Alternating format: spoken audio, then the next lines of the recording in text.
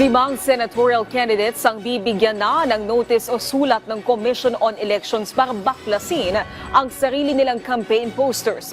Ayon kay Comelec Chair George Erwin Garcia, may 3 araw na lang ang naturang mga kandidato para baklasin ang sarili nilang posters.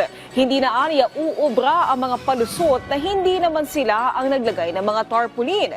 Dapat ay may kusa na umano ang mga kandidato na kumilos kung makikitang iligal ang pagkakapaskil ng kanilang posters kung hindi man sila susunod. Kaso ang pwede umano nilang kaharapin. Mga 5 po ang mga senatorial candidates na talaga namang consistently sa bawat rehiyon ay nakita namin na initially mga violators. Hindi sumunod sa patakaran sa laki, hindi sumunod sa patakaran sa kung saan dapat lang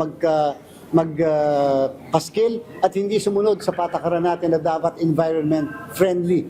At pagkatapos po ng notice to remove at hindi sila nag-comply o sumunod tumalima sa pinag-uutos sa kanila ng local Comelec natin, sila po ay magpo-forward na sa atin na recommendation na ang mga kandidatong ito ay filean ng mga tinatawag na election offense o disqualification.